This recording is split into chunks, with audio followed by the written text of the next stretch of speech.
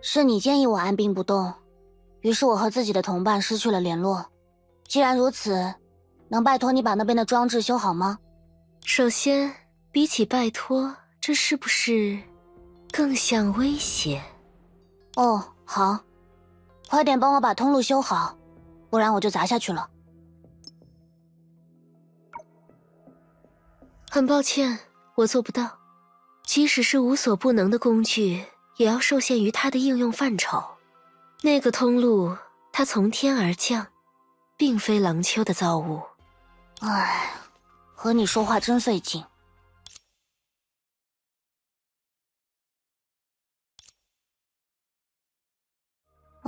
好。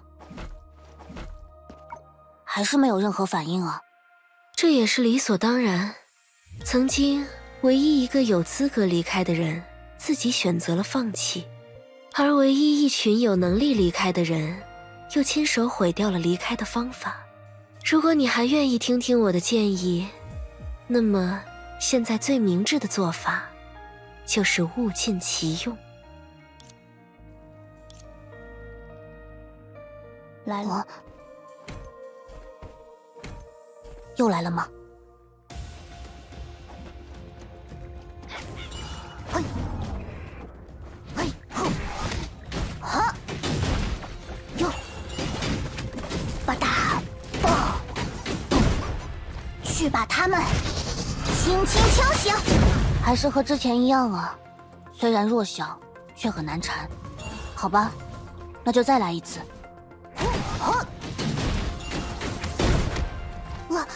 哇，真惨！呀，等等，他们不会是……状况有点蹊跷。人类总喜欢讲究效率。要想让某人回心转意，最好的方式，恐怕就是在效率上拿出诚意。刚刚是我的一点小心意，感觉如何？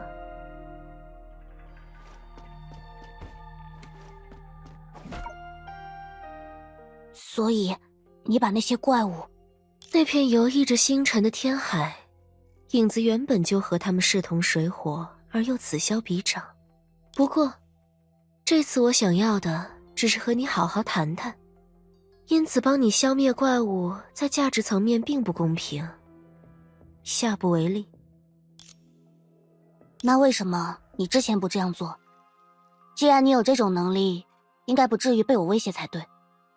被威胁一下也不会有什么损失吧？相对而言，行动都有代价。如果不能确保有所收获，我还是更乐意什么也不做。那如果我真的用锤子砸你呢？如果长见识的代价只是被砸两下，我倒是无所谓。舍弃唯一的求生机会，却也要执意做些损己利人的事。哼，这种人想见一次可不容易。还是正式进行一下自我介绍吧。虽然有些拗口，但你可以称呼我为绝。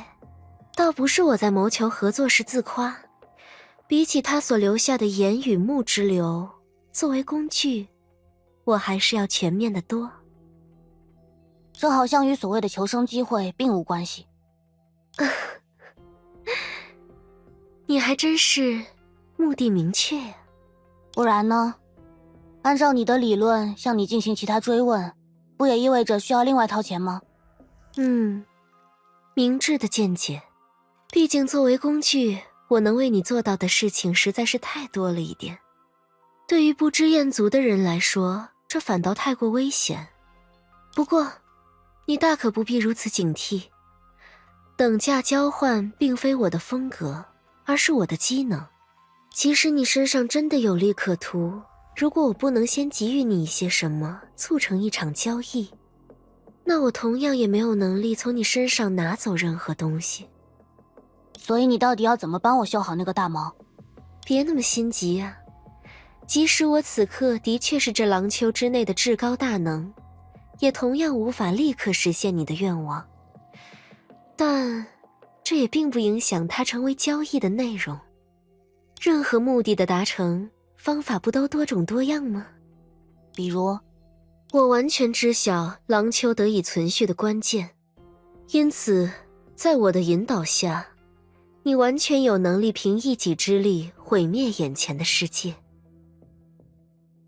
那么也就自然能够再次投身入海。好啊，那我们现在就去。没关系，那我们……哎，现在你应该明白了吧？随意开玩笑对于我们的交谈没什么帮助。很好。看来总是和松雀待在一起，让我对人类的多样性失去了必要的敏感。那么，直入正题。首先，我必须说明一点，你那些朋友的去向我并不知情。毕竟，在廊丘，通路从未像刚才那样被启动过。至于我自己，作为一样工具，也并没有被分配到与之相关的记忆。当然，工具与工具也存在分别。一位园丁的工具，无论如何都只能用来修剪枝叶，而一位铁匠的工具，却足以成为一场战争的动乱之源。而我，属于造物之人的工具，为此，我必须无所不能。就像那些曾以树为名行于世上，并将人间毁去，使之就此分为天堂与地狱的人。先不追究你说的天堂与地狱是什么意思，全能之神能否创造出他无法举起的石头？难道你们是想现场表演一下这个悖论吗？这倒是很容易理解吧。作为造物之人的工具，我的无所不能终究要囿于规则之中，而以树为名的几位却时刻立于其上。他们能够创造出这样一种规则，在这个世界上，我所创造的所有我无法举起来的石头，都是我可以举起来的石头。文字游戏。总之，在你看来，想要启动那边的装置，也就只有求助于你说的那些树。不过，你真的有必要把花绕这么大一圈吗？有必要。作为工具，于合理的范围内，我会一字不差地达成你的要求。但也正因为一字不差，在向我提出要求的时候，也请务必小心谨慎，以免在看到结果的时候才开始后悔自己当初的表述不够清晰。如你所见，我唯一的使用者不知所踪，总要有人代替他履行职责。但让任何一位树从永眠中醒来，都称得上是一桩弥天之罪。看来你还有其他事没有告诉我。不，事情很单纯。我不知道在你的来处是否也有关于造物主的传说。如果你选择去寻找他们，最终你绝不会认为自己行为高尚，而只会认为自己不可饶恕。那很好，因为我既不高尚，也不需要饶恕。我并不在乎你的文字游戏，也不在乎你背后的目的。我只需要重启通路和伙伴会合，继续我们的一心之旅。很好，那预祝我们合作愉快。就这样而已吗？会不会太草率了？如果你想签订契约，恐怕眼下没什么能将你我一同约束的准则。倒也不用那么麻烦。要不出发之前你先叫我一声主人。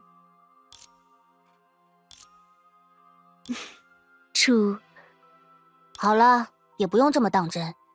现在可以确定你的确没有什么幽默细胞，而且现在玩这个也没意思。等以后有外人的时候再让你这么称呼我。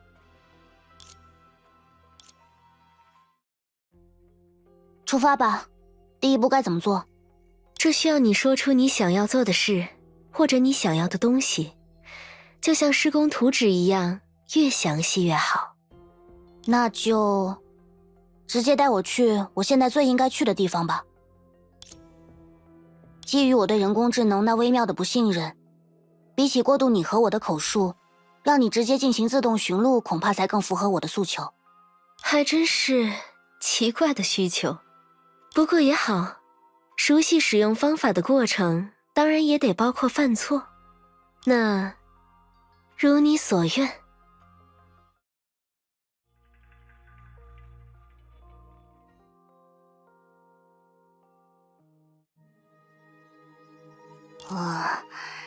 这里和我们要去做的事情又有什么关系？像我说过的那样，提出要求的时候，总归还是越详细越好。哪怕是些微歧义，往往也会让你事与愿违。不过比起一些更加严重而危险的谬误，眼前的情况至少没有危及性命。可我为什么最应该来这里？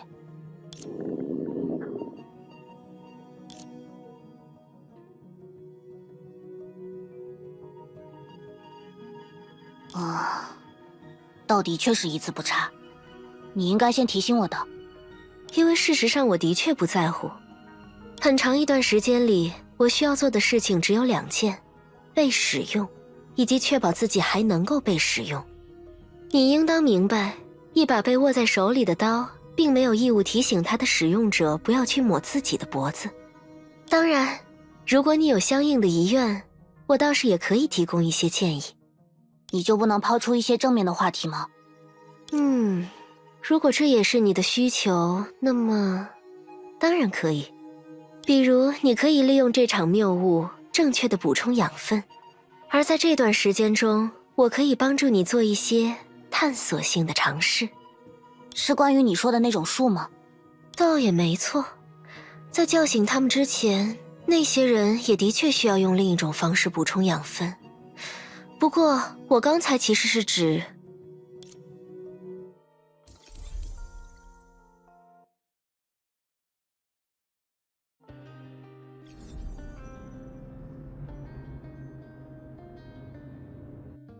我们这是回来了？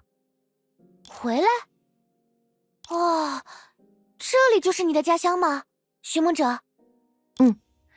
这里就是地处欧夏市中心的安和大厦，是一处复合型商圈。我的学生宿舍也在这里。哇哦，这看上去可比琥珀街强100倍啊！是吗？我倒是感觉两边都挺好玩的。克拉丽，你听说过把学生宿舍放在商圈里的事情吗？克拉丽，糟了，他难道没跟上我们，被落在另一边了？不行不行，那可得赶紧回去一趟。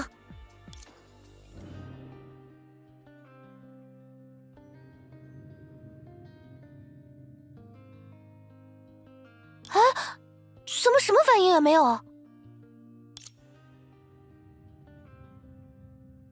刚才不就是这样，还有这样？果然，之前只是碰运气呢。这下麻烦了。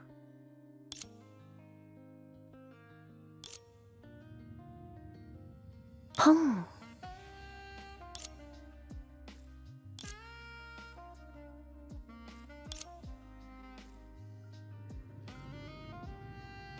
很抱歉啊，各位，我能理解转瞬即逝的不甘，但根据《根源物质管理条例》第22条，未知的数据之海复现物，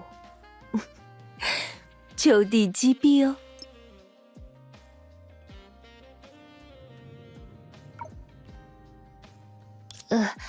陈学姐，你还是别拿陌生人开玩笑吧，他们怎么知道《根源物质管理条例》根本没有第22条嘛？你干嘛一下就揭穿我嘛？真没意思。那么正式自我介绍一下，我是你们这位朋友的学姐洛晨雪，目前在数据研究所工作，大家叫我陈雪就可以了。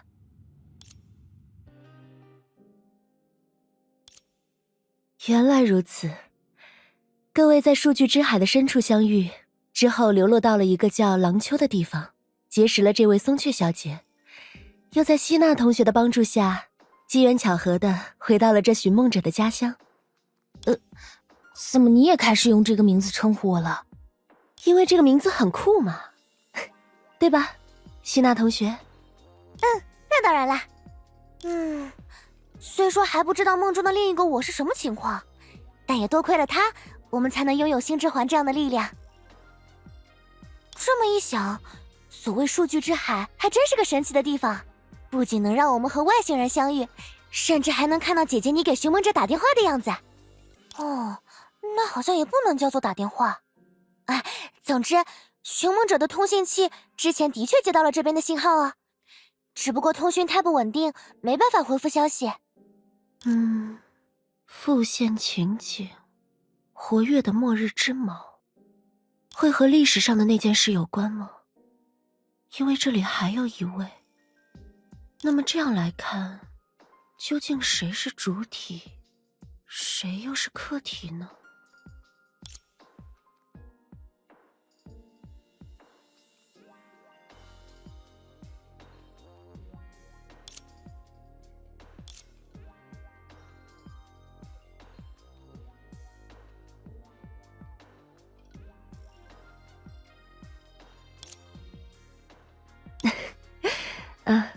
没关系，只是稍稍思考了一下。之前一直没有怎么说话的那位，你是叫松雀小姐吧？看到这个自由发展了100年的世界，感想如何？哎，专门问我吗？那当然了，毕竟你……看来其他人还没有意识到啊。那把这件事当做一个悬念按下不表，倒也不错。好，言归正传。虽说赫利亚小姐此刻一定很担心自己同伴的安危，但依我之见，你只要在这末日之矛附近耐心等待片刻，关于她的消息或许就会自己送上门来。虽然我的确不够了解这边世界的情况，但你的意思是，我们现在什么也做不了吗？你可以这么理解。归根结底，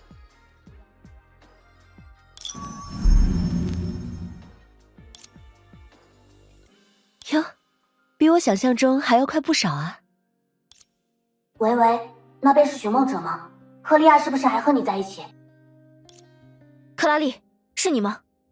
克拉丽，笨蛋，你在火星上还能认识几个克拉丽？还是说我应该装模作样的说一声好久不见？哦，我原本以为那个叫做末日之矛的东西已经很古怪了，现在这又是什么情况？哦，是希纳迪亚，那松雀一定也和你们在一起了。听到其他人从这里面发出声音还真是奇怪，不过的确，咱也跟着过来了。哎呀，这地方可真是太繁华了，看上面的数字，他们家这楼怕不是有100层呢。店铺也比琥珀街多了好多，咱眼睛都不知道该看哪里了。这也不是我家呀，只是我家恰巧在这栋楼里而已。嗨，没差，你既然住在这里，那邻里街坊不也都像你的家人一样？那个，现代社会不会这样了。很抱歉打搅你们的兴致，但克拉丽还有更重要的事情需要和松雀商量。你们之间的通话是我个人铺就的探索性尝试，并不适合用来唠家常。哎呀，原来正主也在呀！简单介绍一下，这个声音是绝，算是这种法器本来会发出的声音。之前一直没来得及给你们引荐，别看她现在冷冰冰的，当年也称得上是一位美妇人呢。松雀，算上你们，通路今天打开过2次。啊？今天是多长的时间范围？从10点20分开始，我就一直在监测末日之矛的数据，在寻梦者返回之前，并没有任何异常发生。那可不好说，我判断不了那么精确，但出于保险起见，也许你们需要排查一下影子是否顺着通路渗透到了你们的世界。考虑到我也与他们有着千丝万缕的联系，克拉丽和我如今能够和身处不同世界的你们轻松恢复联系，也同样实有蹊跷。的确如此，我们此刻正身处琥珀街，也就是远离那个矛的位置。明白事情哪里奇怪了吗？我们此刻的通话，或许与末日之矛的异状没有任何关系。不错，寻梦者的姐姐悟性很好，但这样一来，事情可就变得麻烦了。麻烦？是说天上不会掉馅饼吗？的确可以这么说。末日之矛并不神秘，简单来说，它是世界炮中独一无二的起点。只要有足够强大或者能与之共鸣的能量形式，就可以帮助我们进入更高的维度。啊，话虽如此，希娜同学与末日之矛产生了共鸣，让我们和其他的世界建立起了联系。这的确是一件十分令人惊奇的事。只是，如果我们此刻建立的通信其实与末日之矛毫无关系，那么整个欧夏市的稳定性或许都在面临挑战。我原本还在思考要如何尽地主之谊，为寻梦者的各位伙伴接风洗尘，但现在看来，我反而有新的任务需要拜托大家。虽然目前还没有发生危机的迹象，但考虑到事态潜在的严重性，我希望各位客随主便，暂时根据我的指示行动。没关系，不用客气，我们都听你的。好，说是指示，现阶段倒也不必大动干戈。由寻梦者、希纳迪亚、赫利亚组成一队，松雀和我组成另一队。大家先暗中探访目前这个楼层中的店铺，调查有没有和你们所说的影子相关的异常。世界炮的稳定性是件大事，我不希望在有切实证据之前就盲目搅乱大家的日常生活。这一点，我们可以达成共识吗？我当然没有问题。我也没有问题。松雀小姐。你们别看我呀，我哪有什么问题呀？只是这附近实在太好看了，我刚刚有点走神而已。没关系，寻梦者和我对这栋安和大厦都非常了解，大家在调查途中想了解什么，只要问我们两个就好。而行动路线，机关类的公共部门还有楼上的店面就由我来搞定吧。寻梦者可以去看看古墨、巢居、丝之梦、甜蜜舌尖、668百货这几家店有没有可疑的情况，然后大家在楼下的市民大厅重新碰头。事不宜迟，我们这就各自出发吧。这么快吗？那当然了，就算概率只有0.001%，这也不是什么小事。您就暂且服从命令，听指挥吧。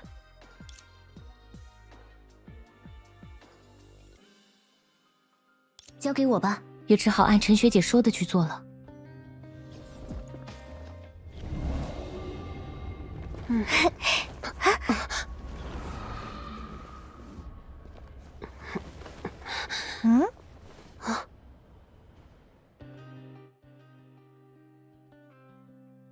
怎么了？眼前闪过了数据之海的幻觉，已经没事了。不要紧吗？要不要先休息一下？真没事，在数据之海里待太久了，偶尔是会有这种副作用，过一段时间自然就好了。走吧，我们先去书店里看看。你好，今天也来陪猫咪们玩吗？这是新朋友吗？欢迎欢迎。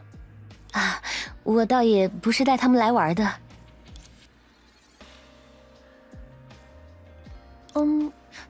今天店里没有什么奇怪的事情呢，是非常和平的一天。所以是陈学姐有什么事吗？没有，就是他想确认一下自己的新实验对周边有没有造成影响。那真的没有啦，你就让他放心吧。我也还有工作，就不打扰你们啦。你忙吧。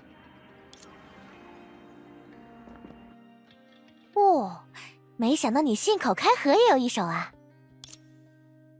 他应该是指你那套所谓新实验的说法吧？这也不算说谎吧。末日之矛的异状对陈学姐来说确实就像一项新实验一样嘛。看来以后就算要去当坏蛋，寻梦者的表现也不会太差呢。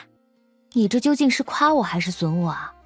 不过我刚才就很好奇，这位陈雪小姐的职业究竟是什么？为什么看上去掌握了不少权力的样子？权力吗？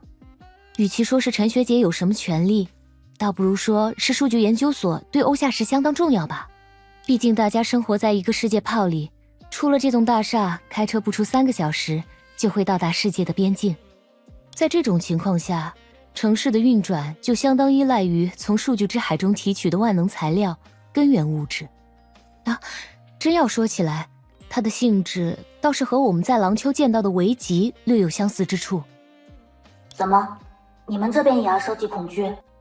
那当然不是了，只不过从数据之海中提取加工的根源物质，可以通过编程的方法固化为世界泡中任意的物理材料，是这种万能性的相似。我们倒没有研发出能够直接把根源物质批量转化成面包或者饼干的方法。原来如此，那就是和石油差不多了。石油？没事，你把它想成地球上的根源物质就行。这样想来，我的身体该不会也是由这种根源物质构成的？这个问题倒是很难讲，因为在转换成普通物质之后，根源物质自身的特性就会消失殆尽。也就是说，从过去的经验来看，普通人和我们应该并没有任何生理性的区别。原来如此。看来我能启动那个末日之矛的原因应该不在这里。纠结没有答案的问题也没有意义。好，那我们就继续调查吧。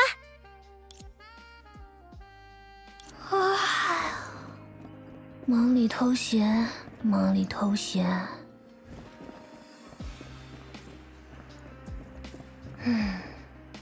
好像只有我总是被路边的猫咪碰瓷。你好，又是你。这次打算和朋友们一起挑点家具？那倒不是。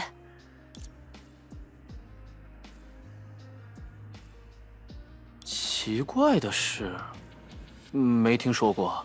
我倒是希望真有什么超自然力量，把我手里这些传单都变成钞票。超自然力量，钞票。怎么？想起什么线索了吗？这个真没有，我还盼着发生点什么奇怪的事，好让我趁机休2天假呢。他今天的反应好像有点奇怪。山巅一寺一壶酒。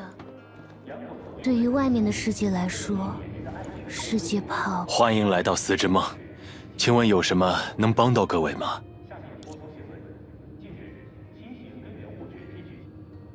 原来如此，是陈雪小姐的实验。本店并没有遭遇任何异常，不过……怎么了？有什么顾虑吗？并不是顾虑什么。刚才你们用寻梦者来称呼我的这位邻居，对吧？我只是听到这个称呼，不免有一些感慨而已。感慨？你们了解埃律西昂的神话吗？在他们的传说中，有一群能够逆时光而行的天选之人，就被称作寻梦者。据说这些寻梦者能够潜入一个人的梦境，再从另一个人的梦境上浮。他们依靠这样的手段回到过去，观测历史上的一切。寻梦者，你知道这个吗？我没听说过。这也没什么，所谓神话，不过是一些茶余饭后的谈资，原本就不值一审。不过，如果各位有兴趣，我这里倒是有本旧杂志可以借给你们。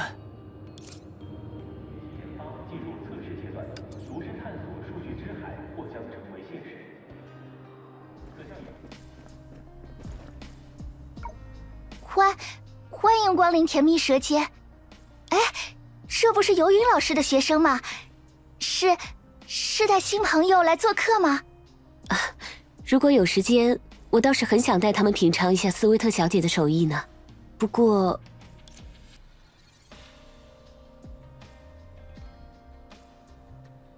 奇怪的是啊，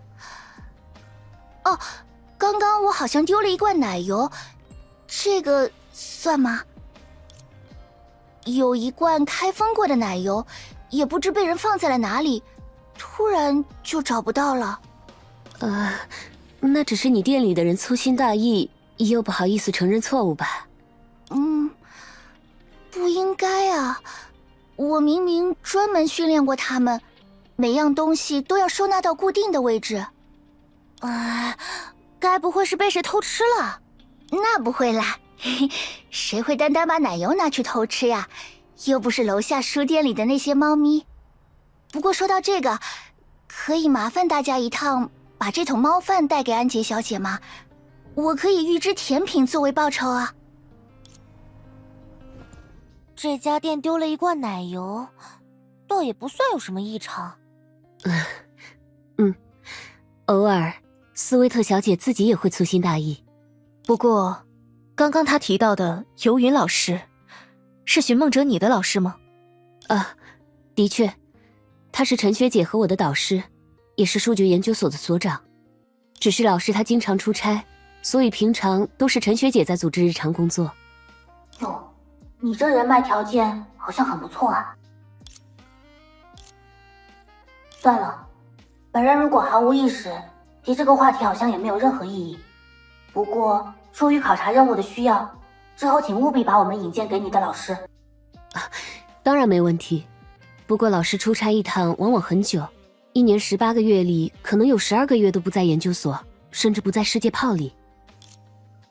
等等，你刚才说什么？1年18个月？18个月有什么问题吗？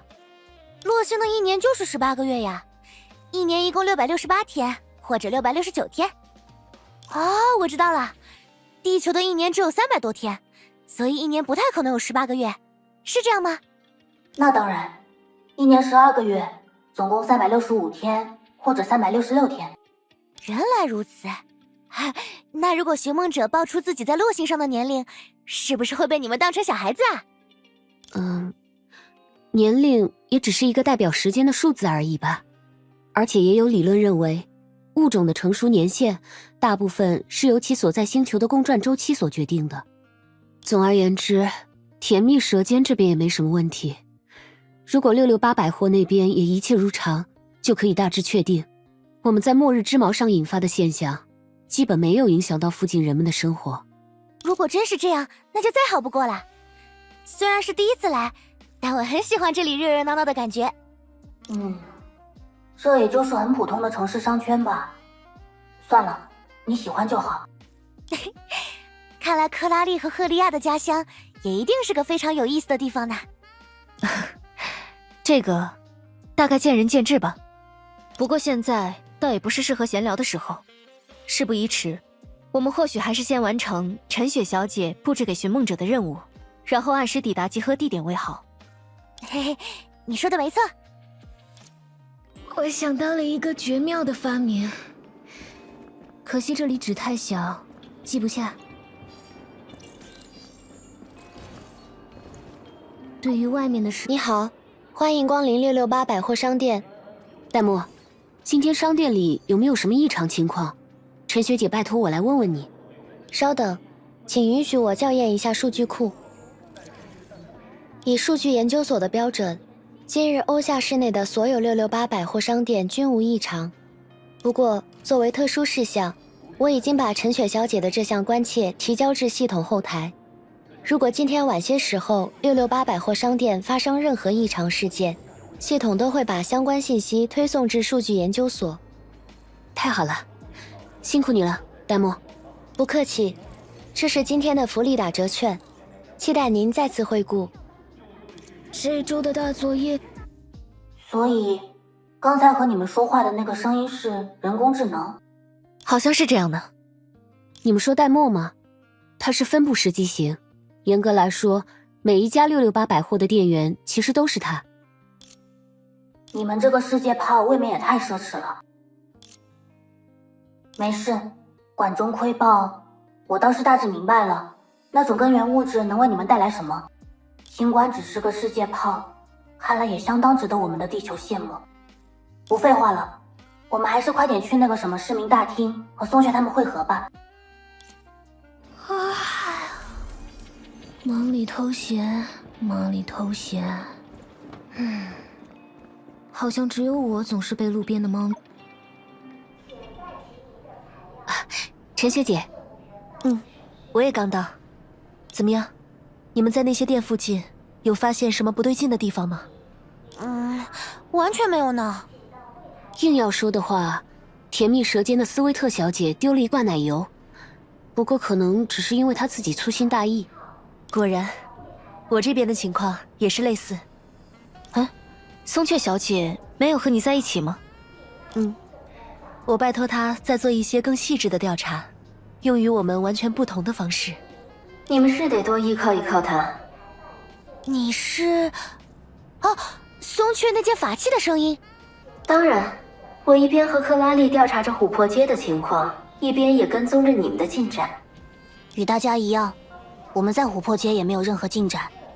不，没有进展，这同样也是一种进展。哦，别误会，我现在也无法得出具体的结论，但是我相信松雀。我也是。松雀，他到底是什么人呀？之前好像也不怎么厉害的样子。这的确是个好问题。松雀的伙伴，你觉得我们应该谁来介绍这件事？那还是你来吧。从我的角度介绍，事情难免会有失偏颇。好呀，正好借着这里的展板，我也帮这位寻梦者补习历史知识。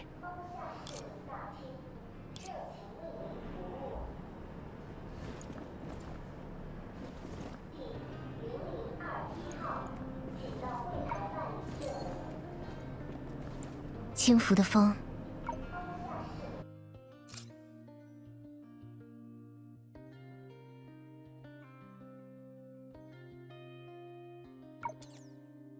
这里展示的是100年前人们建立欧夏市的历史。当时正值大崩坏的前夜，本征世界的洛星已经岌岌可危。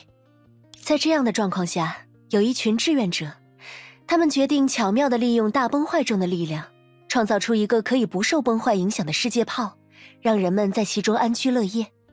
的确，历史老师是这么讲的。所以，你是说那种力量？那种力量在一些非官方史料中被称作影中诅咒。根据他们的说法，在100年前的欧夏，影子原本是一种恐怖的存在，是大崩坏的具体表现。难道说狼丘就是？别急着下判断。在那些非官方的记载中，对抗大崩坏的奇迹被归结在了少数几个人的身上，说他们牺牲自我，让新生的欧夏市得以一劳永逸地摆脱外界的影响。不过，比起有7个伟大的存在将我们从大崩坏中拯救了出来，更多人还是愿意相信是无数普通人同舟共济，帮助我们的文明度过了那次危机。比如说，对，赫利亚小姐，在你们的星球上应该也有过造物主或者救世神之类的传说吧？回想你的同胞们对于这些存在的不同态度，你应该就能理解我所说的话了。我的确能理解，只是情况有所不同。在我们的家乡确实有活生生的神存在，你甚至能在联机游戏里查询到他惨不忍睹的战绩。地球的情况确实特殊一些，即使不谈地球之神，崩坏兽、律者，甚至崩坏病，这些也或许都是我们那里独有的现象。确实都是一些陌生的词汇呢。对乐星来说，曾经困扰我们的大崩坏概括起来非常单纯。在100余年前的某一天，洛星的学者们突然发现本征世界正在被一股暗能量缓缓撕裂。他们意识到，尽管原理不明，自己的世界正不可逆地向着数据之海下沉。如果那个时代的人们不有所行动，世界的结局将显而易见。毕竟那些已经沉入其中的部分，全都变成了根源物质和凌乱的数据。对世界炮来说，那的确是他们的终焉。不过，既然他们已经度过了大崩坏，难道是也有人像幽兰戴尔前辈曾经做到过的那样，将这里彻底稳定了下来吗？等等，你刚才说有7个伟大的存在将我们从大崩坏中拯救了出来，在这个版本的故事里，他们是怎么做到的？不知道。我见过的此类记载都含糊其辞，也因此和正史相比，他们显得不够可信。但从另一方面来说，假使这些人的确存在，他们原本也不能被视为普通人。据说失传的笔记小说《七术异法》曾经记载，早在大崩坏之前的年代，作为术，这7位已经在江湖中无人不晓了。甚至在欧夏氏建立之初，还有人会将他们称呼为离去的人神。术，法莫如显，而术不逾现的术。与其说这是7位具体化的人，倒不如说是7种手段。对抗大崩坏的手段吗？不，那可并非他们原本的职责。让他们被称为术的，正是与恐惧相关的影中诅咒。难道说松雀的？在这些记载中，松雀其人不仅仅是七术的一员，而且他作为术的手段还是欺瞒。他所能欺骗的对象，甚至包括物理法则。我不了解你们提到的所谓记载，但松雀是欺瞒之术，这一点的确如此。就像也有人称我为弃用之术一样，尽管这种叫法名不副实。看来那些传说倒也不全是捕风捉影。享乐、殉死、结合、破气、虚验、弃用、欺瞒，最后2位现在已经对上了。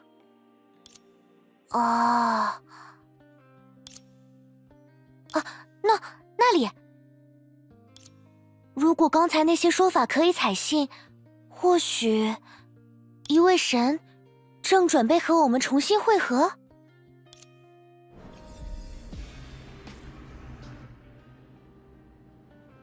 欺瞒之术，看来那些貌似荒诞不经的记载，其来有自。哈，虚名而已。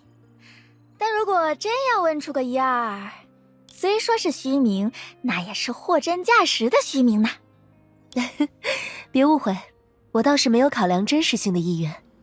作为欧夏以外的存在，你能了解到这么多关于术的事，这原本就相当值得玩味。而在你的视角中，欧夏和郎秋也的确同出一源。我倒是没有那么确定，因为这里和我记忆中的欧夏区别实在是太大了。但在100多年前，欧夏和郎秋也的确都是古安和城的4乡之一。连我们这栋楼不都叫做安和大厦吗？安和城4乡啊，郎秋、明海、白羽、欧夏，没错，的确是分成4个城区呢。你看，这至少可以证明，在数据之海中，我们彼此的世界绝不是相互孤立的存在。既然如此，我接下来的这个建议也就顺理成章了。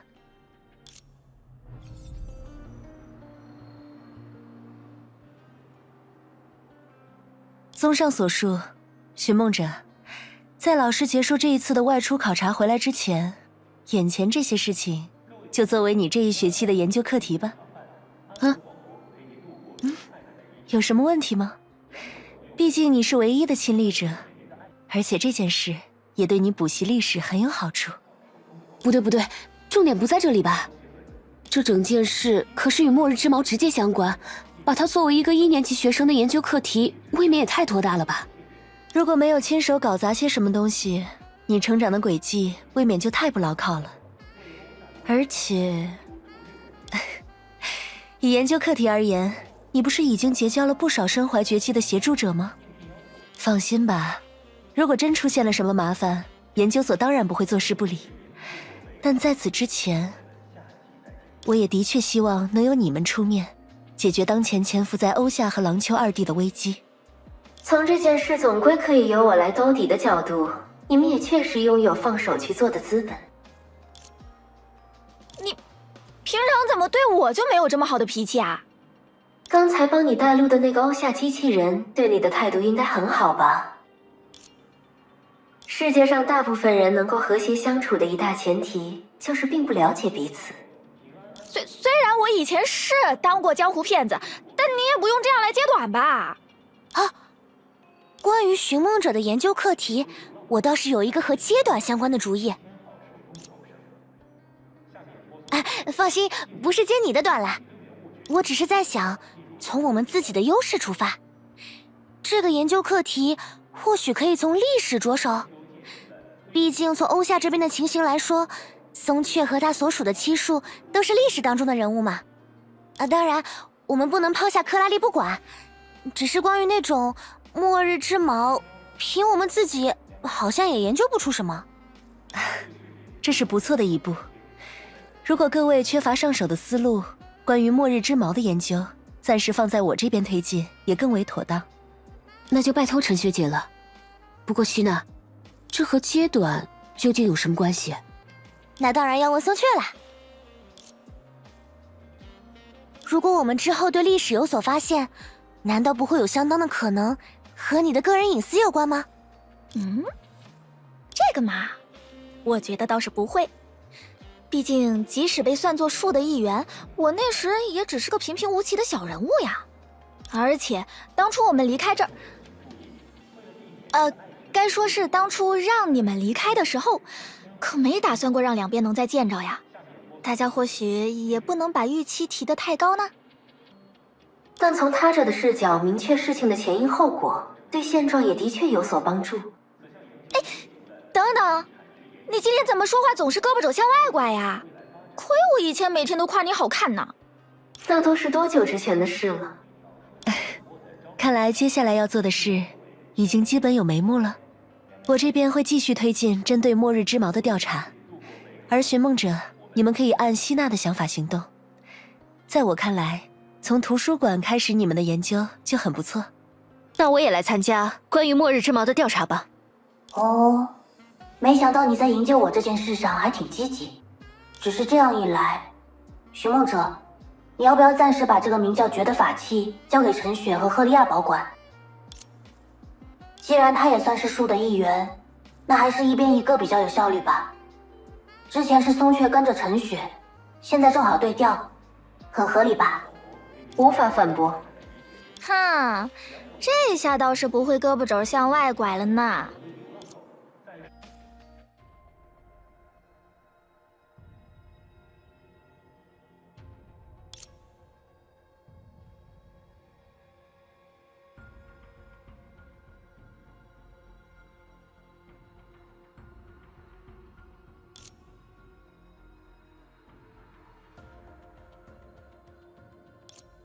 多尼戈尔，原来是这样吗？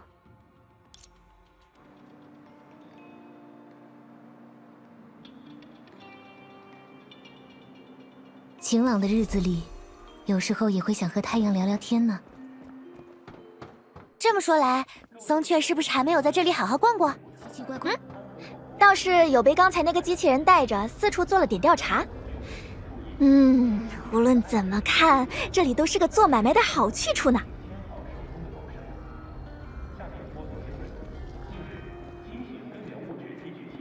对于外面的世界，这里难道是图书馆？看起来和我知道的那一种好不一样啊。和咱那边的瞧着也没啥相似之处。所以这要怎么开始看？操作那边的机器就好。晴朗的日子里，有时操作方法倒是很简洁，不过好像类型也太多了一点。稍等，我先输入些关键词搜索一下。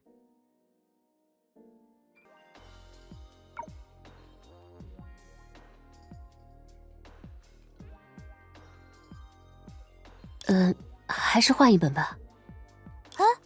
怎么了？虽说时间点和事件性质都对得上，但归根结底只是小说而已，不太可靠。那也先看看再说嘛。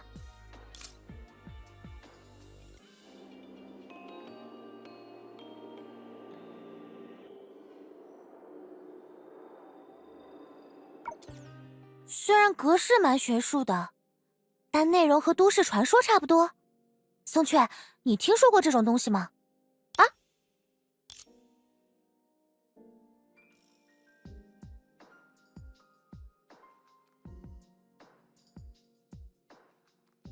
我看看，影中诅咒，100年大恐慌纪实，这标题也太……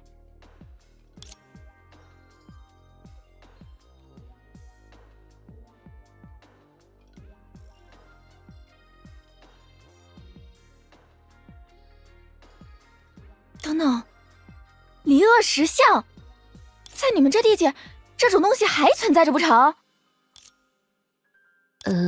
虽然不知道你指的是什么，但这毕竟只是一本小说而已。恐怕未必如此哦。你们刚到廊丘的时候，不就已经收服过其中一项了吗？你是说，被你称为荒凉一枕的那种影子？虽说和100年前比起来，算是温驯多了。哎，总之，没在这边见过就好。要当真是和100年前没有什么分别，只有你那一份器用，可还真收拾不了他呢。按照你的意思，难道这本书里的内容在过去真实存在过？当然，而且可没他说的这么好应付。一个人的声誉取决于他的敌手，再怎么说也是树的近身之阶，哪能就这么2下子？近身之阶，类似毕业论文一样的存在吗？毕业论文？哦，你是读书人哈，难怪。这比喻倒也没错。不过真要追根究底，它应该算得上是影子的源流。怎么说呢？就像是火与电，从凶邪碎物到走进千家万家，总需要一段时日吧。但千变万变，这些影子的确都是经由恐惧而来。你的意思是，这本书里所描述的事物和我们所见到的影子，同根同源。离恶石像这个说法，还是我那位师傅定下来的呢。多亏他立了这条规矩，才不至于让树的名头满大街都是。按师傅的说法，那年头让人们苦不堪言的灾异，根源就是人们心中的畏惧。咱也不知道他是怎么弄清楚的，说是什么心中所惧固然千变万化，但全数都可以归为10类。有时候他倒是的确像书上这样，是某种从影子里钻出来的怪物，但也有些时候索性就是某种无药可治的疫病。哎，真说起来，怪物倒是最容易应付的一项。我认识的一位大姐，凭着一股子蛮力，倒也能驱祟除魔，治标不治本就是了。所以啊，有段日子里能应付得了1项2项的人，也自称是术，欺世盗名。总之就是盛名之下其实难副了。所以咱师傅就立了规矩，要想成为术，非得有应付全部离恶石像的能耐。哦，所以既然有考核标准，那寻梦者和我岂不是也有机会成为一位术啦？这书不是就在咱们面前吗？先看看他是怎么说的。哎呦，怎么还卖起关子来了？哎呀，只是咱一向不好自吹自擂嘛，真要咱一五一十去讲师傅的事迹，也很肉麻不是？你说呢，寻梦者？我是没什么意见，不过从刚才的注意事项来看，这里的空间只能算是勉强够用。在我打开书之后，大家可不要随意乱走。啊，看书和走动有什么关系？这个嘛，马上你就知道了。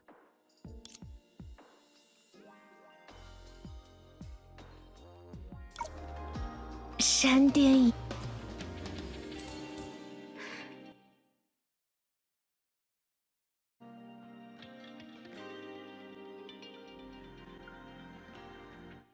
这是数据的立体投影。哦，你们这儿的人倒也懂些道术的。哦，这还能叫书吗？厉害是很厉害，可这要怎么看？其实我也没有多少经验，毕竟平常都在看更抽象的书。不过听作者的话总没错。接下来要讲述的这段经历，复源自某位调查员的手记。由于当中散佚的内容过多，我只能通过其他方面的资料自行补全。还请各位读者谅宥。根据手记中的内容，这位无名的调查员曾被派往琥珀街执行某项机要任务，而根据诸多记载，在很长一段时间里，琥珀街都是一个极为凶险的灾异丛生之地。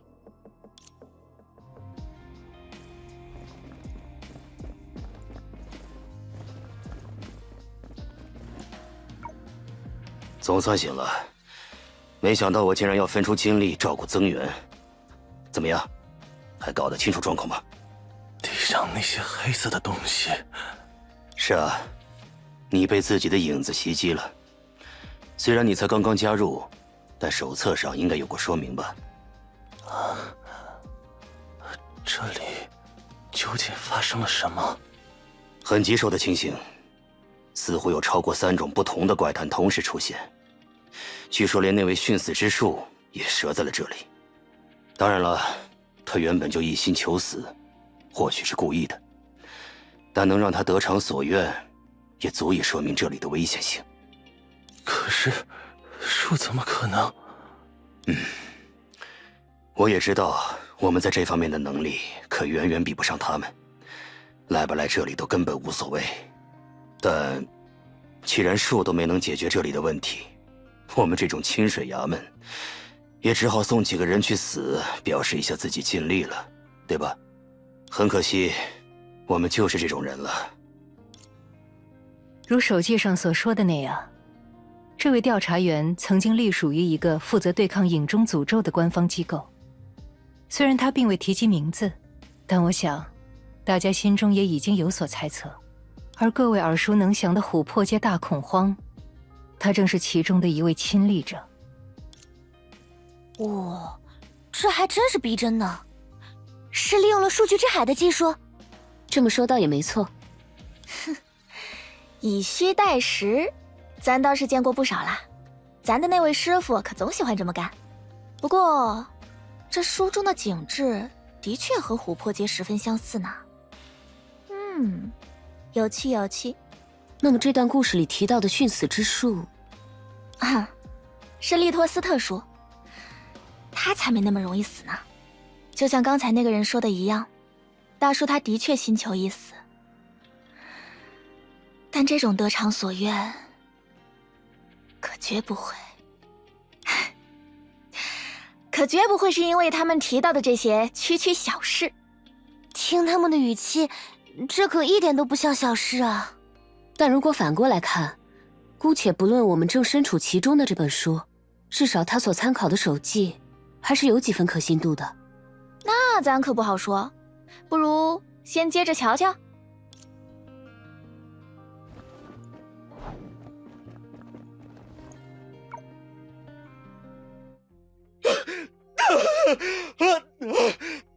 别担心，我们马上就会带你撤出这片区域。据说也有其他树正在赶来这里，一切都会好起来的。重要的是，不，谁来也没用了。你根本没见到那只怪物，那简直像是，谁来也没用了，谁来也没用了。不，事情一定会解决的，所以你千万别害怕。不害怕？怎么可能？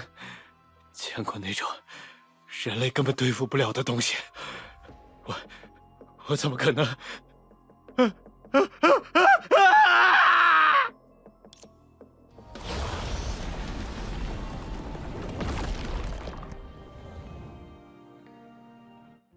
还是没来得及吗？他们到底看见了什么？只是因为感到害怕，就有怪物从自己的影子中诞生，这就是离恶石像的一种表现形式吗？可不，早年的那段时间，大家都是这么凶险的过日子。不过，毕竟见识过为极啦，应该也不觉得这有什么稀奇了吧？可是现在的欧夏为什么没……呀，看样子悟到啦。没错，在100年以前，咱们这些树将全树影子集中起来，隔离在了一个地头上，也就是你见过的狼丘，甚至还驱虎吞狼，一劳永逸地解决了大崩坏的威胁。刚到狼丘的时候，我似乎也在影子里接触过类似的内容。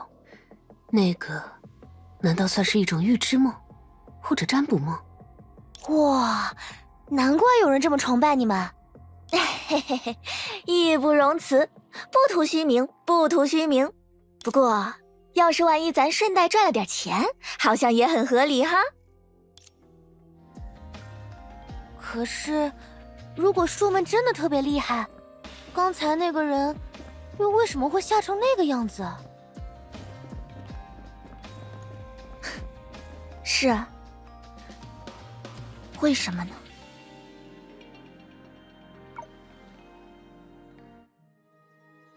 啊，等等，这不是把我们带到狼丘的那只狗吗？多尼戈尔，你们还真见着过他？当然，要不是他的话，我们还到不了狼丘呢，也不会和你认识。怎么会？他也没本事离开狼丘才是。你们当真没看错？不是把他和其他什么狗搞混了？他这2条尾巴这么显眼，还会玩影子，我们怎么可能看错嘛？竟然会是这样，竟然会是这样！倘若诸恶不尽，那便以身代之。这简直是在开玩笑。我绝不会害怕，我会活着离开这儿。他这是在说什么啊？所以这只狗究竟……和你们之前见着的一样，从影子里蹦出来的怪物，只是让它诞生的人特殊了些。殉死之树的影中怪物，当然非同一般。等等，你们不是专门负责消灭这些家伙的吗？怎么自己也拥有怪物啊？其他人都没有啦，只是利托斯特殊不太一样。也不知道他是怎么迷住了多尼戈尔，让他心甘情愿和自己签了契约一类的东西。虽然我也是听来的，但在那之后，利托叔一夜之间就有了操纵影子的本事，成为术也就不在话下啦。操纵影子？是啊，虽说师父没把这个也列进规矩里，但能消弭影子的本事，其实大都来自影子本身。啊，那你能表演一个吗？操纵影子好像还挺有趣的。咱倒是想，可这儿也没什么影子呀。再者说，维吉不就是吗？哦，那就等下一次去狼丘，咱们接回克拉丽的时候，你再表演一番吧。不过这么说来，我们算是找到了什么线索吗？带我们去到狼丘的，不就是这条狗吗？恐怕不算是。啊？为什么？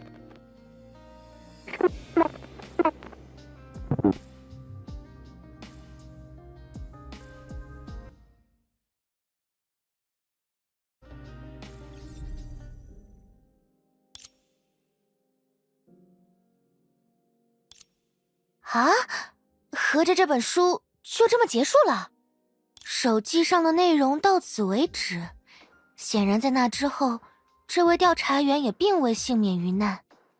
唯一可以确信的是，那位被认为已然身死的树再次出现，并使琥珀街大恐慌成为历史，甚至使其从人人避之不及的街道重新发展为繁华的商业区。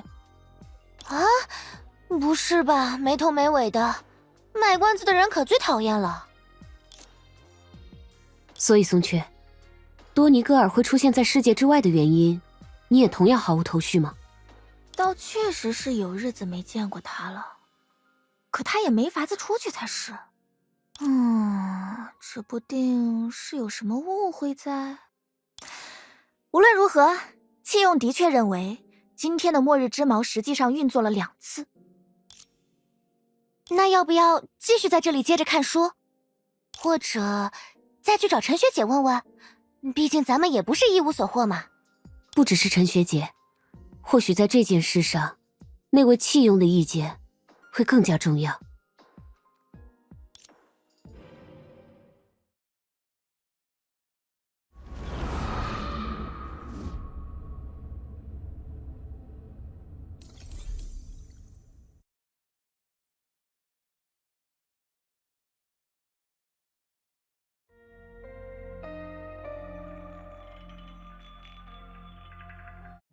那么总结一下现在的信息，首先是关于世界本身，廊丘和欧夏原本是同一个世界，在火星历的100多年前，由树将它们一分为二，或者更严谨地说，是以松雀为代表的树将影中诅咒留在了廊丘，使得欧夏能够在一个崭新的世界泡中得以重建，并不受大崩坏的影响。严格来说，这仍然只是一个猜想，只有各位努力稳定通路之后，对世界泡完成精确测绘，才能最终作为结论加以认定。如果只想当事后诸葛亮，那你还是闭嘴吧。我们是在探险，又不是做数学证明。提问：什么是事后诸葛亮？算了，还是继续总结第二个问题吧。目前对末日之矛进行的持续性观测表明，相比之前的情况，它有了一些新的变化。按陈雪小姐的说法，尽管再也没有爆发出过之前那种级别的能量，但却意外地保留下了某种活性。虽然原因不明，但它能够对外界的能量刺激做出轻微的反应。如果能拉长这种实验的时间，或许我们也能独立找到使用它的方法。只不过，多尼戈尔或许已经做到了这一点。它不只是一条狗吗？你们有没有想过，我们此刻谈论的树，它究竟是什么？你还是少卖点关子吧。在廊丘的前身安和城的历史上，曾经出现过一位暴君。当他对自己的臣子心生厌恶的时候，就会赏赐给对方一头珍贵而稀有的异兽。要想照料好那种难得一见的异兽，臣子就非得倾家荡产不可。而如果没能照料好，那位暴君就能以臣子的轻慢为理由将对方杀死。所谓树的才能，在我看来就是类似的东西。算了，为了我们彼此沟通的效率，我建议你还是把所谓的论证过程放在一边，优先说出自己的结论。倒也合理，毕竟各位与我的思考方式颇为不同。当初有人为了驱祟除魔，也为了独占神迹，不惜将两个世界的一切加以隔绝。既然如今的你们由于命运的捉弄，不幸被这种藩篱阻隔，那么拔掉钉子便好。是你建议我把论证过程放在一边，优先说出自己的结论。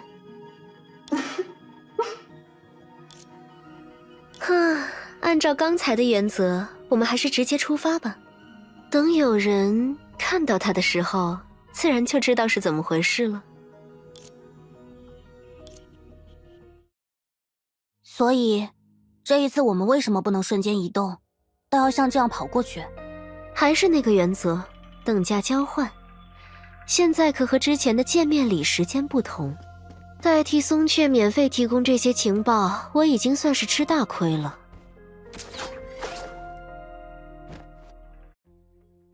你是想说，在你们这里，它应该被称作钉子？从同为工具这个角度来看，至少它的尺寸并没有比它的功能性更加值得一提。况且，作为树力量的载体，倘若它们过分纤巧，反倒会显得不合理了。功能性？没错，用以驱虎吞狼的工具。或许你曾经听说过大崩坏这个名词，整个世界都逐步沉入抽象的海洋中，末日不可违逆的逼近。我之前就有些疑惑，你们的大崩坏真就这么简单？我的意思是，没有什么其他现象了吗？能操纵飓风的小女孩，或者能让人产生幻觉的羽毛，诸如此类的东西。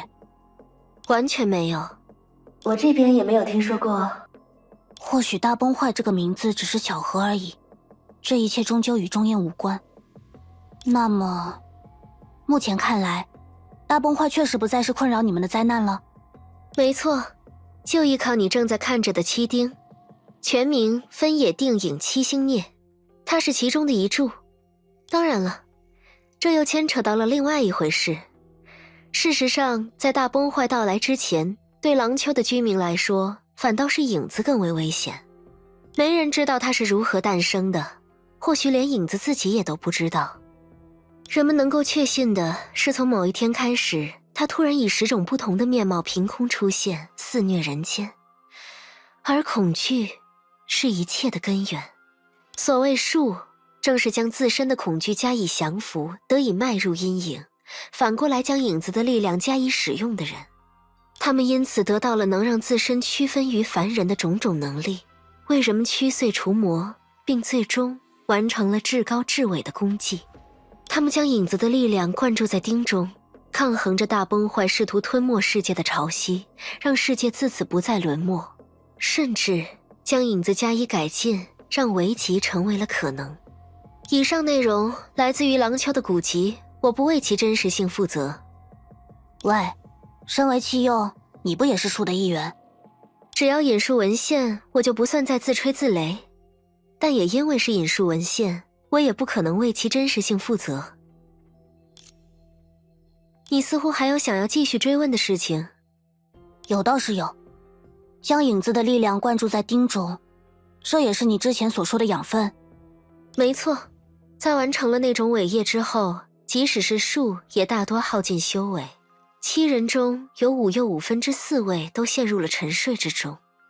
这怎么还有分数？松雀算一个，我算1/5个，除此之外自然就是5又4/5。总之，我们接下来要做的正是将钉暂时拔起，让术的力量回归他们的身体。那不会让大崩坏卷土重来，或者引发这部分术的敌意吗？不会那么快，而且相信我，你的同伴来到这里而又前往了欧夏，这对术来说可是一种不可忽视的危局。原本就需要有人唤醒他们，因此依我之见，如果将钉暂时拔起，你就有机会和伙伴们重聚，而我们也会收获术的感谢。之后再由你们各位术共同出面，一同解决其他潜在问题。当然，欧夏如果存在问题，廊丘就无法安宁，反过来也是一样。听上去有一定道理，但也的确是一面之词。那就等松雀回来，大家一起确认吧。说实话，他作为一个骗子并不称职，想要欺瞒的东西，往往很快就会被大家看穿。那接下来呢？假设我们已经达成了一致，我会试着解放丁中的影子，在此过程中，势必会有相当数量的怪物从中涌现。你需要尽可能将其消灭，确保我能有足够的力量继续下去。我不太明白其中的逻辑。还记得吗？等价交换。简单来说，你接下来要做的事，等同于用那些怪物作为代价，来完成一场给予我力量的危机，让我得以撬动眼前的钉子。这也是不得已而为之。留下他的男人，虽然总是一心求死，可单论勇武，或许还要胜过完整的我。当然，如果你愿意跑来跑去的话，其他地方的怪物同样可以作为养分，但这当然没有就地取材方便，对吧？你这家伙倒也算是知无不言，只不过言迟有一点高。赫利亚，听他说了这么多，你和陈雪小姐的判断如何？当你这么提问的时候，其实就已经拿定主意了吧？也没错，我不会照单全收一个弃用的意见，但我也打算尽快尝试一下他说的方法。看来你人还怪好。过去我遭受背叛的时候，他们可从来都是一言不发呢。来吧，既然这次行动有测试的含义，那就尽快让我们开始物尽其用吧。还真快啊！呀，干嘛？好。引擎，点火，5、4、1。引擎，点火，哟，轰，好，有了，轰，好，5、4、1。攻击欲望变强了呢，但好像不是在针对我。轻轻敲醒。哦呦呦哦！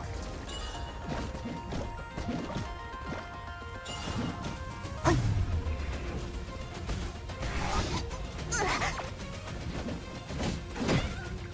呀，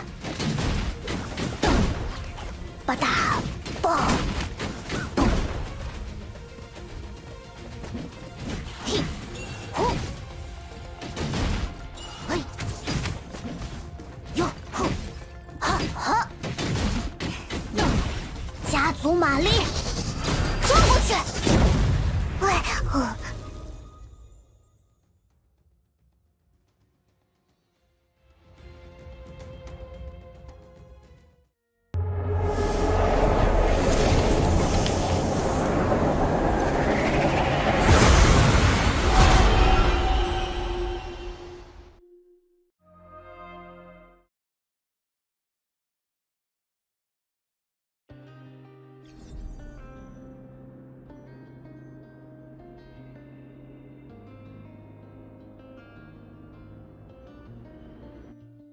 什么？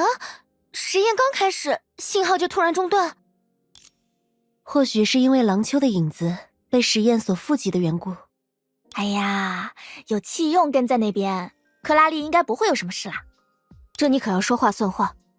哼，我知道你现在肯定很担心他，不过放心吧，身为树的一员，气用可不是什么等闲之辈。相信我，只要耐心等待，他们那边的通讯总归会恢复的。啊，我怎么把另一件事给忘了？倒不是和克拉丽那边直接相关的事，只是说到字面意思的弃用，我们这里倒是还有另一样东西值得调查。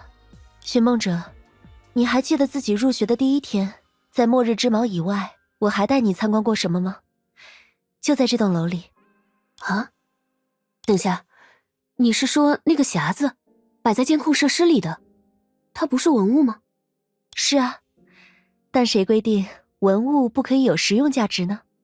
虽然对数据研究所的大多数学生来说，参观它只是一项传统，但一般人不知道的是，来自数据之海的孩子大多都能和它建立起某种精神层面的连接，虽然这倒不是那件文物原本的用途。哦，难不成是什么巫师护命匣之类的神奇道具？如果要按这个方向类比，它或许和电子游戏的存档点有些接近。啊？怎么越来越玄乎了？别担心，你去试试看就知道了，说不定就能有什么意外发现呢。权限我当然也帮你们开好了。如果我们留在这里，到时也只能被动等待克拉丽那边恢复通讯，说不定还会给赫利亚制造额外的压力。话都说到这份上了，那我还是去看看吧。我也一起去。我就还是在这边等克拉丽的消息吧。那松雀小姐呢？老实讲，既然有气用在对面，那有咱没咱其实也都一样。呸！我是说，事情想来还用不着2位数一起插手。要不，咱也去看看你提到的那样古物？不瞒大家说，鉴宝的本事，咱倒是也略通1、2啊。松雀小姐是我们的客人，想做点什么参观什么，当然自己决定就好。那可太好了，咱就等你这句话呢。交给我吧。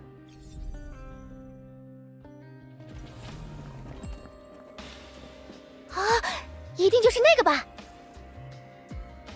晴朗的日子里，有时候也会想和太阳聊聊天呢。不是吧？今天的巧合未免也太多了。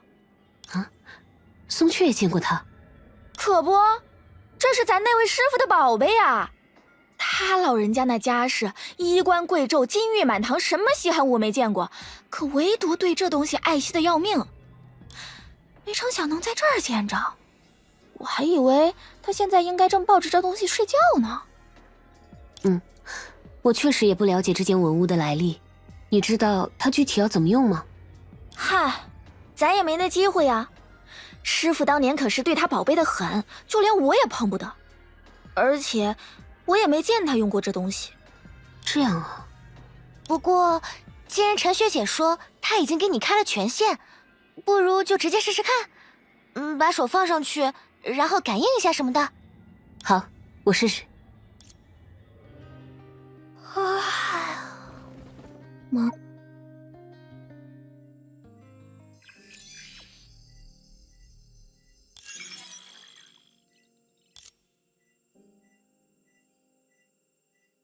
哦，你们的权限验证竟然这么高级吗？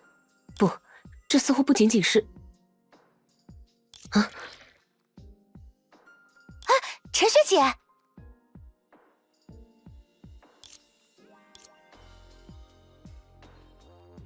看来你也到了能使用它的这一天啊。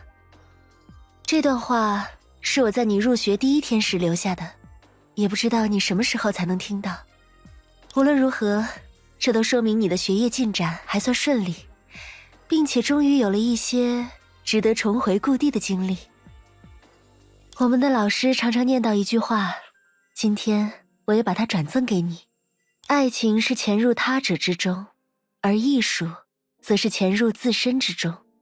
那么，祝你第一次潜入自身，能有一次愉快的经历吧。他这是什么意思啊？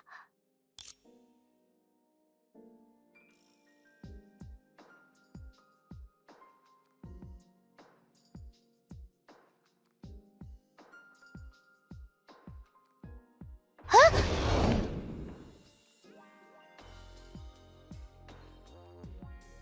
怎么回事？这还不简单，让我猜猜。按照之前的经验来看，我们应该会莫名其妙的被某种东西卷进去，然后嘎嘣一下出现在另一个世界。不是，你说这种经验，那也太……啊！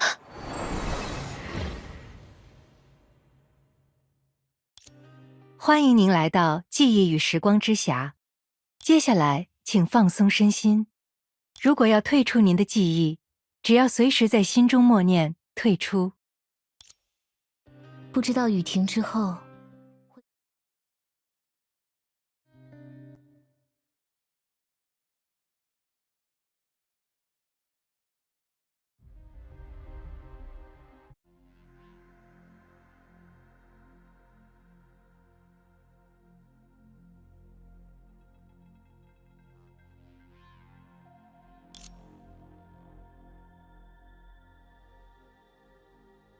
数据之海，这还真是一模一样啊！等等，你看那边的，是我们自己哎！啊，你认识我吗？我也不确定，但我们应该刚刚在梦里见过一面。啊！你这是什么搭讪方式？也太复古了吧！啊，抱歉，没有笑话你的意思，千万别介意。你不是希娜迪亚？我的名字的确是希娜迪亚了，啊，叫我希娜也可以。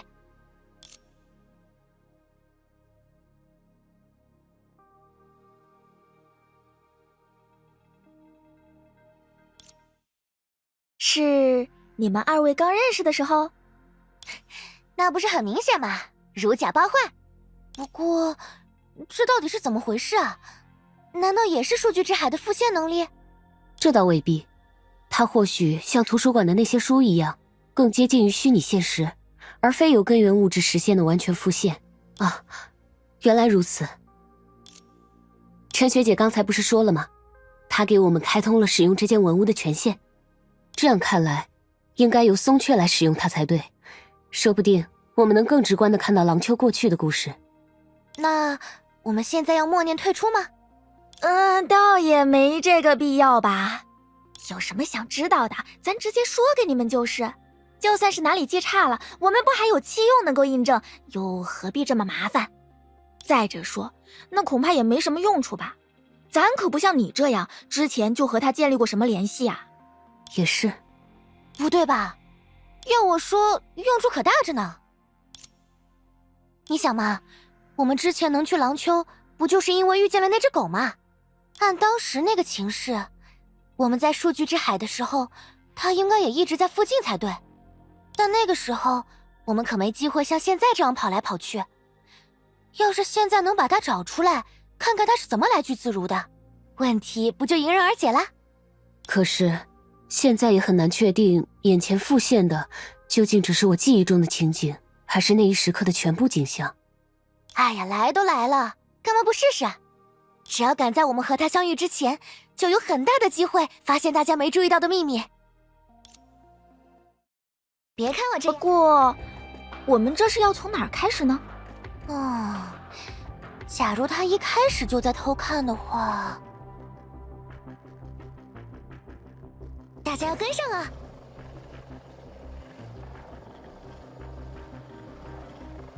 附近有崩坏能反应，要小心哦。不会吧，在这里竟然也要和怪物打架？品种还和上次不太一样。不如说，这反倒印证了你之前的猜测。这里和数据图书不同，并不是只有作者本人知道的数据。走你！呀呀！哒哒哒哒哒哒哒哒！呜呼！好呀！好呀！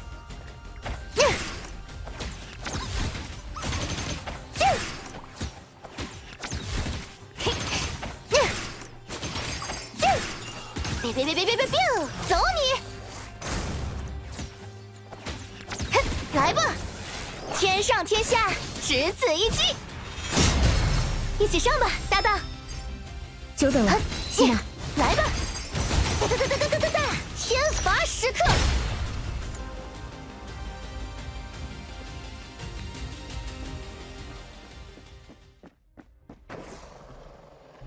嘿，咻咻！哦，在那边！赚到了，这果然有他！闪电就位！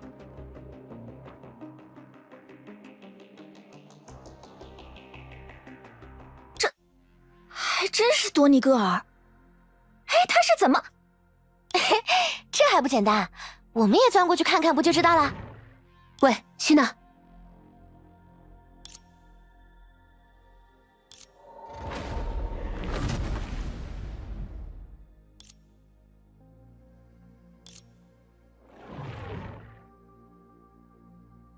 怎么会？另一边，直接就是廊丘的末日之矛。等等，难不成我们之前启动它的时候，并不是因为我误打误撞了，而是那个家伙一开始就有能力启动它，只是他一直在等待一个时机，让自己能够找到寻梦者的欧夏。两次启动的真相，难道是？喂！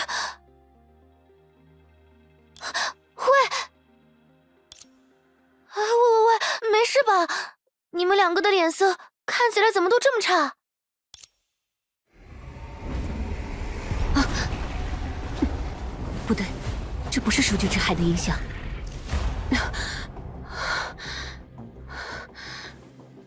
宋雀，你是不是有什么事瞒着我们？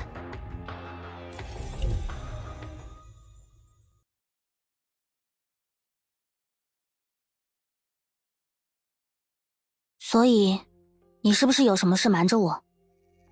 我一向知无不言。那，解释现在的情况。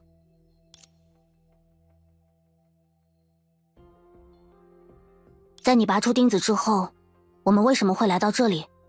怎么说呢？这倒的确是可预见的事态，甚至可以称为必经的过程。你也没有事先问过我呀，否则就一定能提前知道会发生这种事。看来的确要换一种方式和你交流了。所以这到底是哪里？琥珀街的居民呢？他们尚未存在。算了，我还是试着用你的方式进行交流吧。请你精准描述一下这里的性质，以及我们来到这里的原因。你学得很快吗？准确来说，这里应该是100年之前的琥珀街，但我们也并没有穿越时空。影子的力量毕竟来源于人们的恐惧，而恐惧又生发于人们的内心。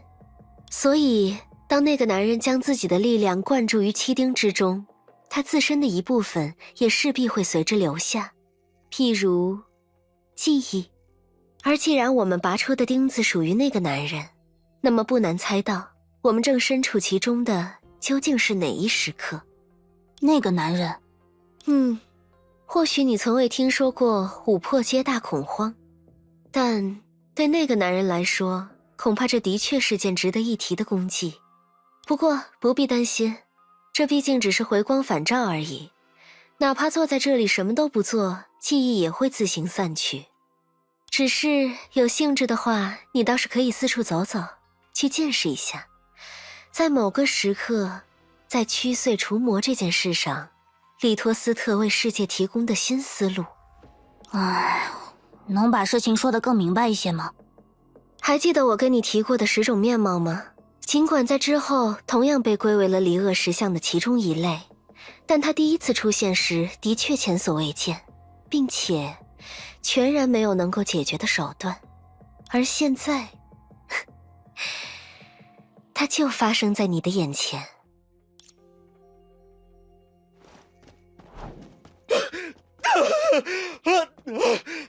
别担心，我们马上就会带你撤出这片区域。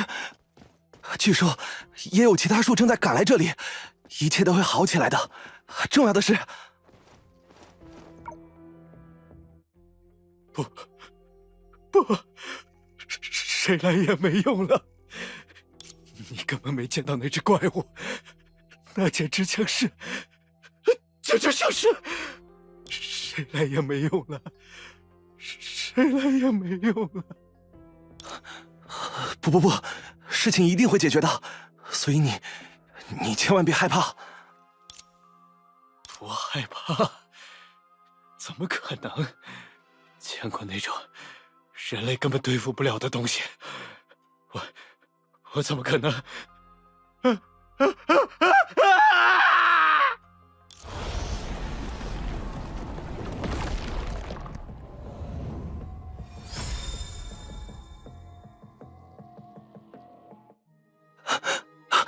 别担心，没事了。我身上还带着一些他们研发出的花。还是死了吗？这到底怎么可能？一个死人怎么可能还会继续恐惧？难道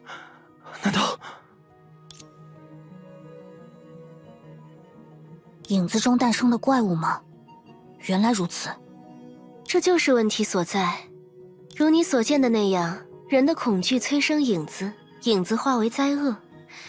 但如果依照这种理论，你眼前的这具尸体应该不可能继续催生灾异了才对。我们见到的这些伤源，它并不是这些怪物的真正来源。没错，而眼前这个调查员模样的人，也很快就会想通事情的关键。这片区域灾异真正的来源，事实上是琥珀街自身。一条街成精了。或许只是钻了影子的漏洞吧。一开始的时候，这里或许的确曾经有过怪物出没，但事件很快就被平息了。后来，有种因影子而生的疫病开始在琥珀街传播，不过也并没有造成什么很大的损失。你到底想说什么？这些灾异谈不上威胁巨大，只可惜他们让民众有了这样一种疑虑：为什么总是琥珀街？看来你猜到了，尽管离恶石像在琥珀街的频繁出现只是一种巧合，但当流言四起，人心惶惶之后，这里就被大众渲染成了一个不祥之地。自此之后，千人万人确信不疑的恐惧，最终让琥珀街真的成为了一个巨大的、充满灾异的盒子，而且没有任何人能够再将其改变。从影子中涌现的怪物，在了解他们之后，那根本不是什么难题。消灭他们，不仅对于树来说是举手之劳，连你刚才见到的那种普通人，也能借助某些手段加以应对。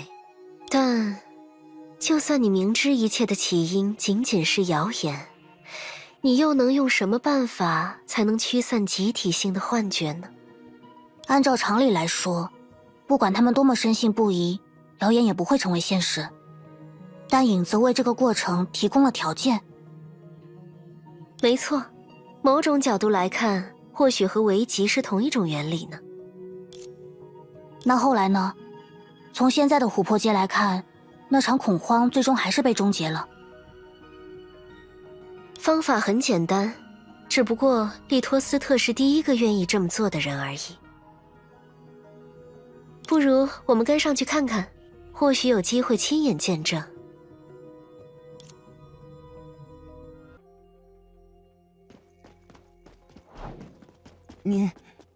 您是多尼戈尔吗？难道利托斯特大师也还……太好了，太好了！如果树还在这里，那……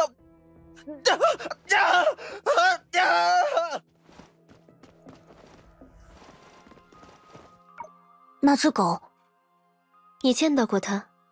算是我会来到廊丘的直接原因吧。它究竟是什么？这个可就说来话长了。如果以了解事态作为出发点，你可以将其视为利托斯特的宠物。尽管它曾是影子的造物，但后来一直听凭利托斯特的意志在行动。譬如，他刚刚按照利托斯特的指令咬杀了你面前这位可怜的调查员。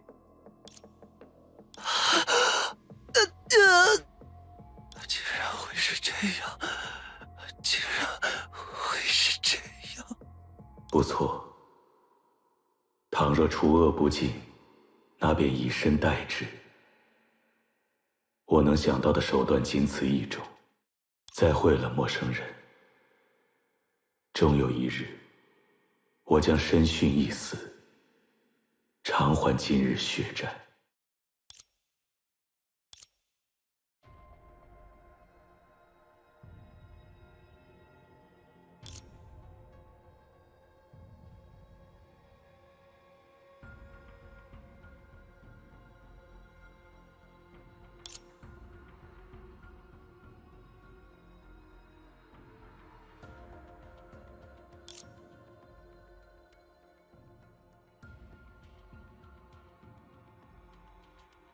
然而在此之前，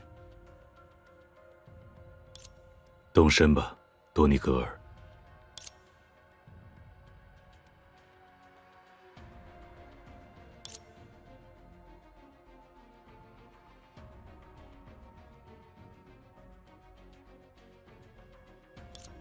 我们去将琥珀街中的每一个人杀绝净尽。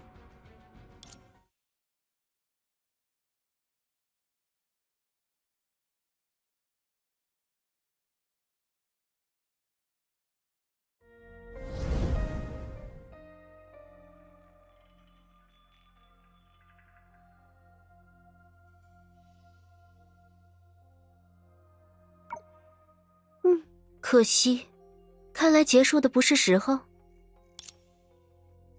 不，我想自己已经明白了。既然人们对于琥珀街的恐惧并没有实际来源，导致其无法根除，那么只要赋予一个来源就可以了。他杀死了琥珀街的所有人，并且以此作为证据，宣称所有异常都是自己的手笔，对吗？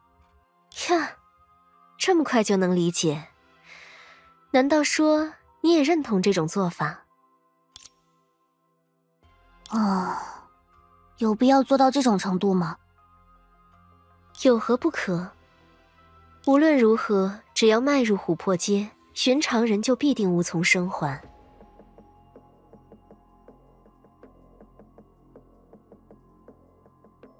利托斯特只是让他们既定的结局变换了一种形式，并且将琥珀街的恐惧彻底转嫁在了自己身上。自那之后，他变成了令人恐惧的对象，而琥珀街则就此恢复生机，渐渐变成了你今日所见的样子。不算是皆大欢喜吗？也就是说，自那之后，他就将自己伪装成了大反派？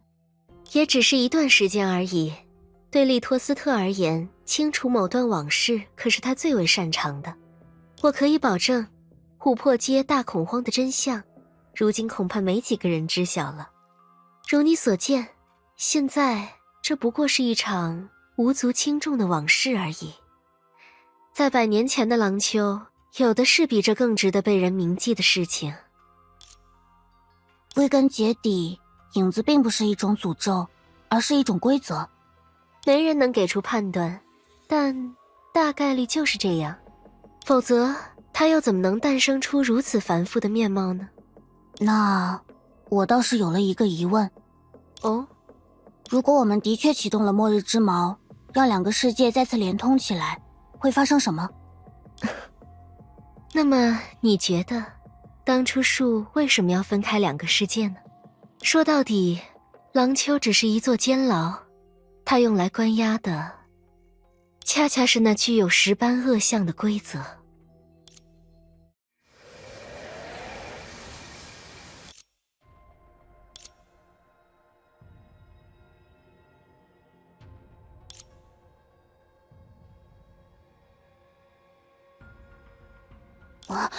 末日之矛，你做了什么？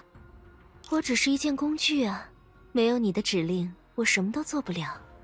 看来撬动利托斯特的钉子，还真逼得多尼戈尔返回廊丘，学着我们的做派来处理这件事了呀。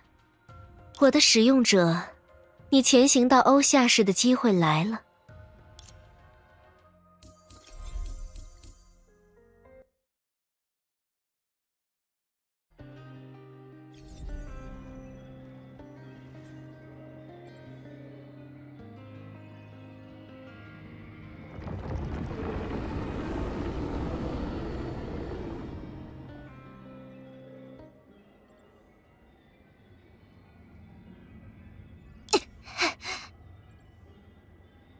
所以，就因为去过了廊丘，寻梦者也被离恶石像缠上了。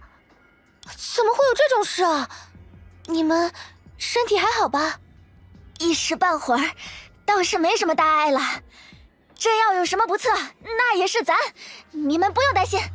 所以，这到底是为什么？如果是因为接触过那些影子，那些琥珀街的居民也没有出现类似的情况。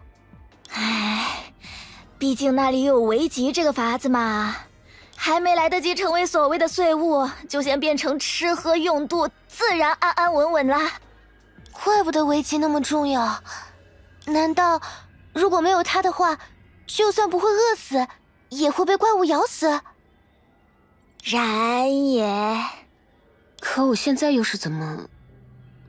如果我没记错，没有那把法器，你应该没办法完成维吉才对。是用了些小手段啦，离恶石像可没消失，只是被藏进了咱的影子里。如前所说，缓兵之计罢了。要是始终拿不回器用，那咱俩可就要双宿双飞喽。这，看来启动末日之矛的确是当务之。等等，苏雀，假如我们的确做到了，我身上的这种现象，该不会……那你担心的没错。如果世界重新连通，欧夏也有可能在劫难逃。可你为什么……原来如此。哦，想明白啦！阻止你们打开通路，结果只能害你英年早逝，咱也客死异乡。而退一步讲，离恶石像也未必真会因为咱们死掉，就在这里一了百了。反而，打开通路，非但能料理掉这燃眉之急，而且叫醒其他树，重演一次100年前的旧事，让我们两边都相安无事，那也不是什么难事啊。唉，说来也怪咱。千算万算，也实在是没算到多尼戈尔早就偷偷把通路打开过了。只是因为他之前没有找到欧夏，一直在海里进进出出，那时才没闹出什么动静。但是你也说了，即使我们有办法重新连通世界，整个欧夏市或许也会因此背负巨大的风险。先去和陈学姐他们会合吧，眼下的事态恐怕由不得我们擅自做出决定。稍等我一下，离开之前，这边也得先处理好才行。晴朗的日子里，末日之矛，怎么已经……克拉丽，我们遇上大麻烦了！啊，你怎么也……看来你们双方都得知了些了不得的情况呢，不然你们互相同步一下。稍等。我因为自己刚才和一个性格完全相反的人异口同声，目前还有些失落。啊？不然就由我来给各位代劳。别。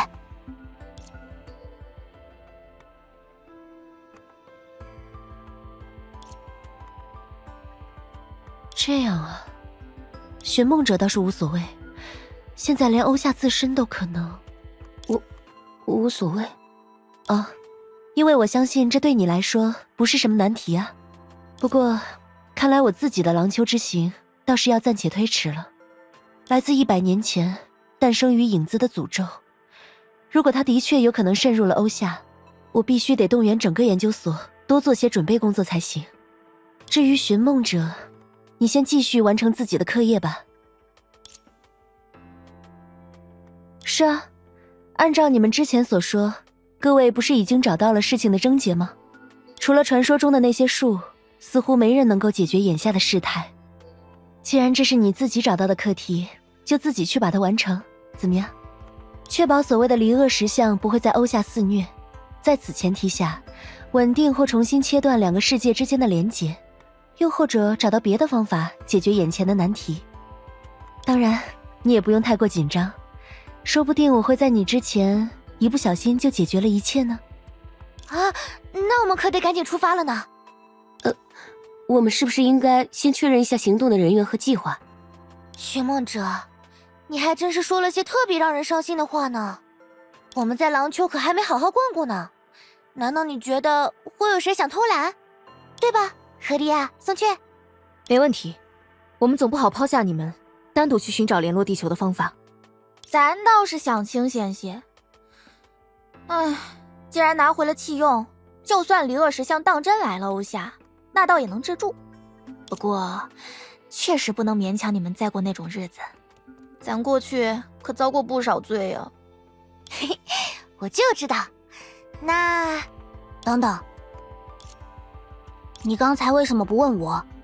难道就因为我算赫利亚名义上的部下？我只是觉得没什么必要。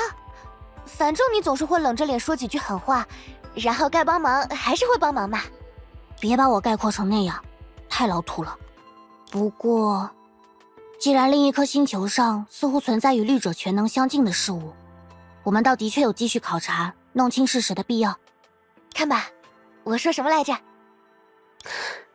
希娜，好了，看来大家很快就达成了一致，那我就等着你们的好消息了。比如说擒贼前王，先设法逮捕那个多尼戈尔如何？